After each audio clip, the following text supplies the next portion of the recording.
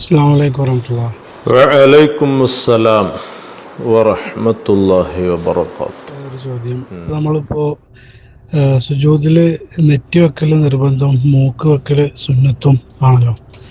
അപ്പോൾ അതിൻ്റെ ക്രമം എങ്ങനെയാണ്? നമ്മളിപ്പോൾ നെറ്റി വെച്ചിട്ട് പിന്നെ മൂക്ക് നമ്മൾ സുജൂദിൻ്റെ സ്ഥാനത്തേക്ക് അങ്ങനെ തട്ടിക്കലാണോ, അതല്ല മൂക്ക് വെച്ചിട്ട് പിന്നെ നെറ്റി വെക്കുക, അതോ രണ്ട് മൂക്കും നെറ്റിയും കൂടെ ഒരുമിച്ച് സുജൂദിൻ്റെ സ്ഥാനത്ത് വെക്കലാണോ? എങ്ങനെയാണ് അതിൻ്റെ ശരിയായ സുന്നത്തായിട്ട് വന്നിട്ടുള്ള രൂപം ഒന്ന് വിശദീകരിക്കുക.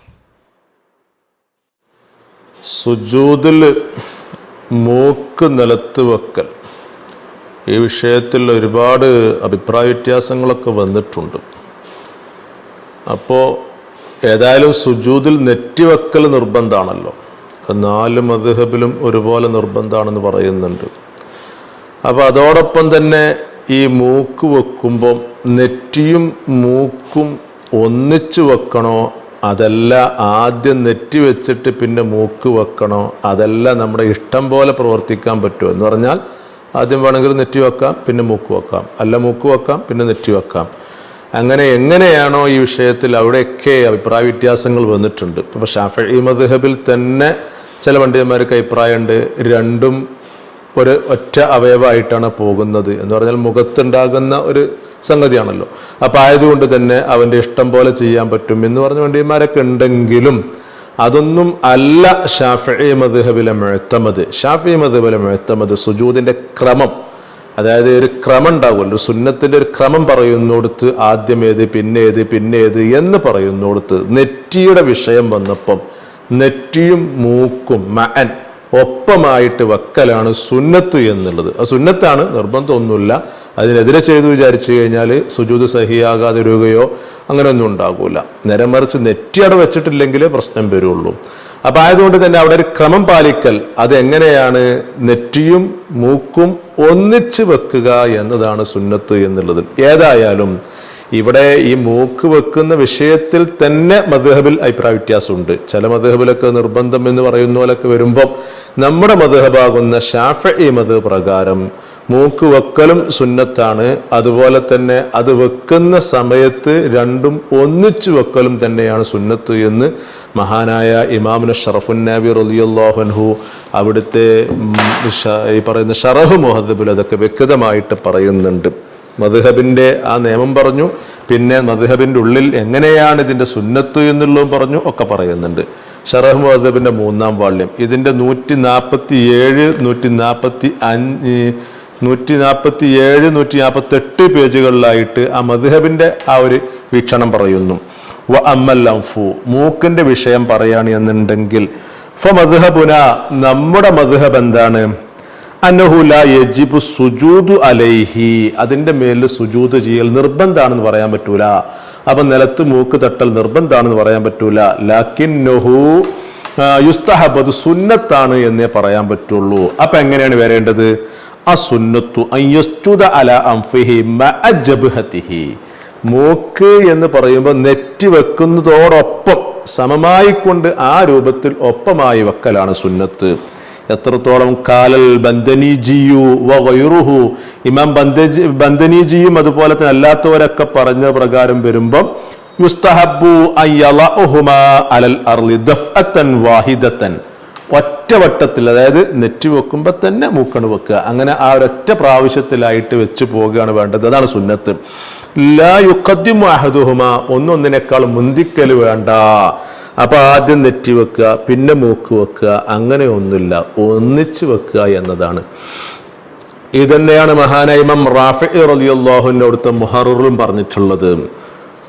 മുഹററിന്റെ 1-ാം വാള്യം ഇതിന്റെ 189-ാമത്തെ പേജിലുണ്ടോ വയലഉല്ലംഫമഅൽജബ്ഹത്തി, നെറ്റിയോട് കൂടെ തന്നെ മൂക്കും അങ്ങോട്ട് വെക്കുകയാണ് വേണ്ടത് എന്നുള്ളത്. അപ്പൊ രണ്ടും ഒന്നിച്ച് വെക്കണം എന്ന് തന്നെയാണ്. അപ്പം എൻ്റെ റാഫി ഇമാമും നബി ഇമാമും എന്ന് പറയുമ്പോൾ ഷാഫിഈ മദ്ഹബിലെ കർമ്മശാസ്ത്ര പണ്ഡിതന്മാരുടെ കൂട്ടത്തിൽ ഷെയ്ഖാനി എന്ന് വിളിക്കപ്പെടുന്ന 2 ഷെയ്ഖന്മാർ, അറിയപ്പെട്ട മഹാന്മാർ, അവർ രണ്ടുപേരും അവരൊക്കെ വ്യക്തമായിട്ട് പറഞ്ഞ് ഇങ്ങനെ തന്നെയാണ്. ഇതന്നെയാണ് നമ്മുടെ മദ്ഹബിലെ മുഅ്തമദും. അതുകൊണ്ട് തന്നെ ഖാത്തിമുൽ മുഹഖഖീൻ ഇബ്നു ഹജർ ഹൈതമി റളിയല്ലാഹു അൻഹു തുഹ്ഫത്തുൽ മുഹ്താജിൽ അത് വ്യക്തമായിട്ട് പറയുകയും ചെയ്യുമ്പോൾ പിന്നെ എല്ലായി. ബാക്കിയൊക്കെ അഭിപ്രായമായിട്ട് തള്ളും. അതുകൊണ്ട് ഈ അഭിപ്രായങ്ങൾ കയറി വരും. അതുകൊണ്ടാണ് ഇത് അങ്ങനെ വരുന്നതും ഇങ്ങനെ വരുന്നതും അങ്ങനെ കേൾക്കുന്നതും ഇങ്ങനെ കേൾക്കുന്നതും എന്നൊക്കെ പറയുന്നത്. തഹഫയുടെ എൻ്റെ 2ാം വാള്യം ഇതിൻ്റെ 121-ാമത്തെ പേജിൽ വയുസന്നു വളഉഹുമാ മഅൻ ഉണ്ടോ, സുജൂദിൻ്റെ ആ ക്രമങ്ങൾ വിശദീകരിച്ചു കൊടുത്ത് എങ്ങനെയാണ് ക്രമം എന്ന് പറയുന്നിടത്ത്, അപ്പൊ നെറ്റി മൂക്ക് വെക്കുക എന്ന് പറയുന്നിടത്ത് വയുസന്നു വളഉഹുമാ മഅൻ, രണ്ടും ഒന്നിച്ച് വെക്കുക എന്നതാണ് സുന്നത്ത് എന്നുള്ളത്. അപ്പൊ പിന്നെ എൻ്റെ മൂക്ക് വെക്കാതിരിക്കലോ അത് കറാഹത്തായിട്ട് വരും. ഈ ഒരു വിഷയത്തിൽ മഹാനായ ഇമാം റംലി റളിയല്ലാഹു അൻഹു ഒക്കെ ഇങ്ങനെ തന്നെയാണ് പറഞ്ഞത്. മാത്രമല്ല മൂക്ക് വെക്കാതിരിക്കൽ കറാഹത്തുമാനട്ടോ എന്ന് എടുത്തു പറയുകയും ചെയ്തു അവിടുത്തെ നിഹായയിൽ. റംലി ഇമാമിന്റെ നിഹായയുടെ 1-ാം വാള്യം തന്നെ ഇതിൻ്റെ 324-ാമത്തെ പേജിലുണ്ടോ വയുക്റഹു അദ്മു വളഇൽ അൻഫി, മൂക്ക് വെക്കാതെക്കൽ അപ്പം കറാഹത്തായിട്ട് വരണം എന്നുള്ളത്. അപ്പം അത് കറാഹത്ത് തന്നെയാണ് എന്ന് എടുത്തു പറയുകയും ചെയ്തു. അത് എന്തിനു വേണ്ടി ഒരു കറാഹത്ത് എന്ന് പറഞ്ഞത്? കാരണം അത് നിർബന്ധ എന്ന് പറഞ്ഞ പോലെ കണ്ടല്ലോ. അപ്പോൾ പിന്നെ അതിനെതിരെ ചെയ്യുമ്പോൾ ഒരു കറാഹത്തെങ്കിലും കയറി വരണ്ടേ എന്ന് മഹാനായ ഇമാം ഇബ്നു ഹജർ ഹൈതമി തങ്ങളുടെ മൻഹജുൽ ഖവീം വിശദീകരിച്ചു. മഹാനായ ഇമാം ജർഹസി റഹിമഹുല്ല ആശിയത്തുൽ ജർഹസിയിൽ അവിടെ പറയുന്നുണ്ട് എന്തുകൊണ്ട് അവിടെ ഈ പറയുന്ന കറാഹത്ത് കയറി വരുന്നു എന്നുള്ളത്. ഇതിൻ്റെ 266-ാമത്തെ പേജിലുണ്ടോ ലിൽ ഖിലാഫ് ഫി വുജൂബിഹി, അത് നിർബന്ധാണെന്ന് പറഞ്ഞ ആളുകളൊക്കെ ഉണ്ടല്ലോ. അപ്പം അങ്ങനെ ഒരു ഖിലാഫ് വരുമ്പോൾ എന്താണ് മൂക്ക് വെക്കാതെക്കൽ എന്താണ് കറാഹത്ത് എന്നുള്ളത് കയറി വരേണ്ടി വരും എന്നുള്ളത്. അപ്പം ആകത്തൊക്കെ പറയുകയാണ് എന്നുണ്ടെങ്കിൽ നിസ്കാരത്തിലെ സുജൂദിൽ നെറ്റ് വെക്കുന്നോടത്ത് ഒരുപാട് അഭിപ്രായ വ്യത്യാസങ്ങൾ കയറി വന്നിട്ടുണ്ട്. മൂക്ക് വെക്കുന്നോടത്ത് ഒരുപാട് അഭിപ്രായ വ്യത്യാസങ്ങൾ കയറി വന്നിട്ടുണ്ടെങ്കിലും ശാഫിഈ മദ്ഹബ് പ്രകാരം മൂക്ക് വെക്കൽ സുന്നത്താണ്. ആ മൂക്ക് വെക്കേണ്ട ക്രമം തന്നെ നെറ്റി വെക്കുന്നതോടൊപ്പം തന്നെ മൂക്ക് വെക്കുക എന്നതാണ്. അതാണ് ശാഫിഈ മദ്ഹബിലെ മുഅ്തമദും. അങ്ങനെയാണ് നമ്മൾ കയറി വരേണ്ടതും. അതിനെതിരെ ചെയ്യുമ്പോൾ എന്താവും കറാഹത്തുകളൊക്കെ കയറി വരും. അതല്ലാതെ എൻ്റെ മൂക്ക് വെച്ചില്ല എന്ന് വിചാരിച്ചുകൊണ്ട് ശാഫിഈ മദ്ഹബ് പ്രകാരം സുജൂദ് സഹിയല്ല എന്നൊന്നും പറയാൻ പറ്റൂല. ഇതൊക്കെ ഇതിൻ്റെ രൂപത്തിൽ ചെയ്യുക എന്നതാണ് നിസ്കാരത്തിൻ്റെ ആ രസം. നിസ്കാരത്തിലേക്ക് ഒരു രസമുണ്ടല്ലോ. സ്വഹാബത്ത് ആ രസം അനുഭവിച്ചിട്ടുണ്ട്. അവിടുത്തെ ശേഷം വന്ന താബിയങ്ങളും തബത്താബിയങ്ങളും നമ്മുടെ ഇമ്മത്തും ഉലമ ഒക്കെ നിസ്കാരത്തിനൊക്കെ ഒരു രസമുണ്ട്. അത് വല്ലാത്തൊരു ആനന്ദമാണ്. ആ ഒരു ആനന്ദം എന്ന് പറയുന്നത് അതെങ്ങനെയാണ്? സാധാരണ ഇതിൽ നമ്മളൊക്കെ നിസ്കാരത്തിലേക്ക് പ്രവേശിച്ചു കഴിഞ്ഞാൽ പിന്നെ നമ്മളെ ചിന്തകൾ ഒരുപാട് കയറി വരികയാണ്. എത്ര റക്കായത്തായി എന്ന് ഓർമ്മ വരൂല, എന്ത് നമ്മൾ ചെയ്തത് ഓർമ്മയില്ല, ഒന്നും ഓർമ്മ ഉണ്ടാവില്ല. സലാം വീട്ടിയത് ഓർമ്മ ഉണ്ടാവും, തുടങ്ങിയത് ഓർമ്മയുണ്ട്, വീട്ടിയത് ഓർമ്മയുണ്ട്, അതിനിടയിൽ എന്തൊക്കെ സംഭവിച്ചു എന്ന് ഓർമ്മ ഉണ്ടാവില്ല.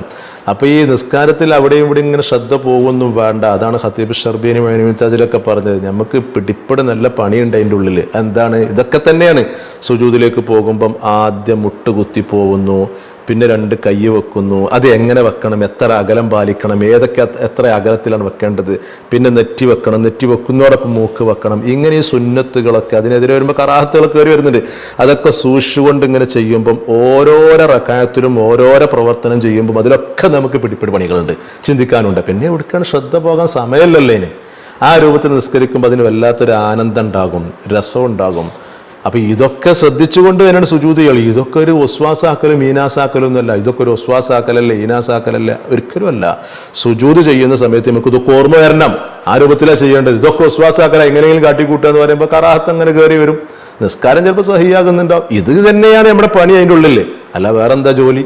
അതിനുള്ളിൽ പണി അതാണ്. നിസ്കാരത്തിലേക്ക് പ്രവേശിച്ചു കഴിഞ്ഞാൽ പിന്നെ നമ്മുടെ ശ്രദ്ധകൾ ഇങ്ങനെ നിസ്കാരത്തിൻ്റെ കാര്യങ്ങൾ ശ്രദ്ധിച്ചുകൊണ്ട് ആ രൂപത്തിൽ നിസ്കരിക്കുമ്പോൾ നമുക്ക് രസം കിട്ടും. മഹാന്മാർക്ക് കിട്ടിയ രസം, എൻ്റെ ആ ഒരു ആനന്ദവും നമുക്ക് കിട്ടിയാലും അത് കിട്ടും. അല്ലാഹു സുബ്ഹാനഹു വ തആല അതാണല്ലോ നബിതങ്ങൾ എങ്ങനെ നിസ്കരിച്ച പോലെ നിസ്കരിക്കണത് റസൂലുള്ളാഹി പറഞ്ഞില്ല. ആ രൂപത്തിൽ നിസ്കരിക്കാൻ വേണ്ടിയിട്ട് അല്ലാഹു തആല നമുക്ക് തൗഫീഖ് അനുഗ്രഹിക്കുമാറാവട്ടെ.